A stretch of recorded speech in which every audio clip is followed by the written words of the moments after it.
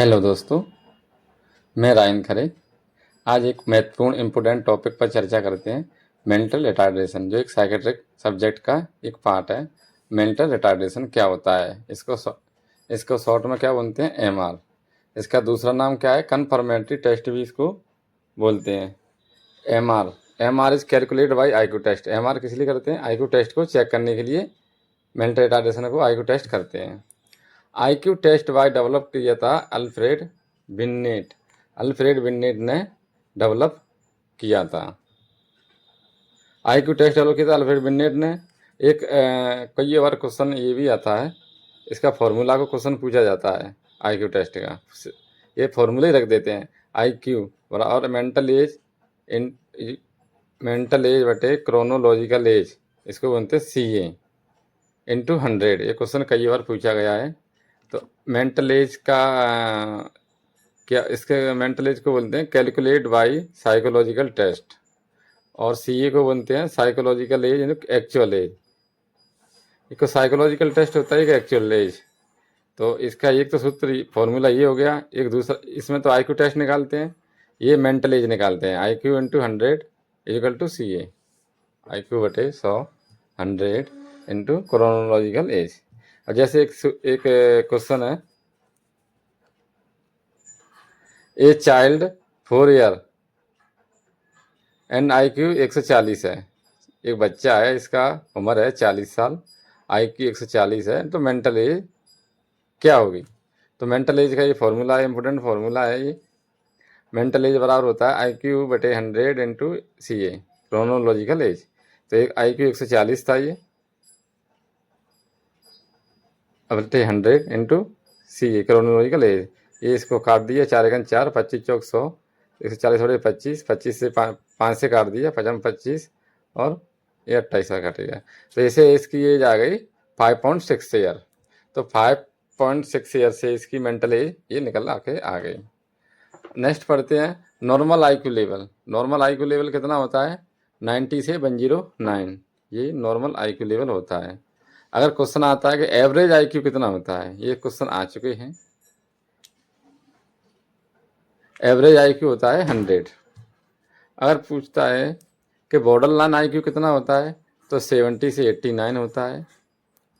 अगर बिलो 70 है, mental retardation considered where IQ level below 70। अगर 70 है तो बॉर्डर लाइन IQ में आएगा।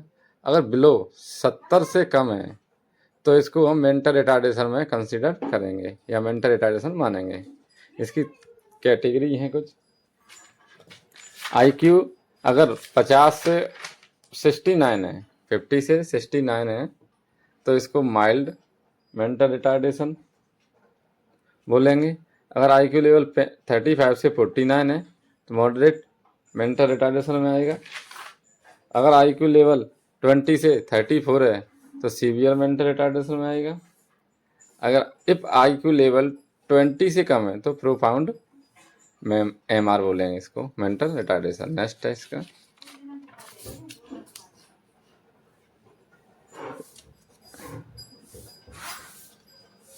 इफ IQ लेवल अगर 110 से 119 है, 110 से 119 है, तो इसको अपन superior IQ person, superior IQ person मतलब श्रेष्ठ बुद्धि वाले, श्रेष्ठ बुद्धि वाले बोलेंगे। अगर 110 से 119 है। अगर IQ लेवल 120 से 139 है तो ये ब्रिलियंट IQ पर्सन होते हैं, तेजस्वी, शानदार परफॉर्म करते हैं। अगर IQ लेवल 140 से ज़्यादा है तो इसको बोलेंगे अपन जीनियस IQ पर्सन, मतलब प्रतिभाशाली IQ होगा इनका। अब ओल्ड क्लासिफिकेशन अप्पा ने दिया था, अमेरिकन साइकोट्रिक एसोसिएशन ने दिया था। ये ओल्ड क्लासिफिकेशन अप्पा ने दिया था। इस क्या दिया था?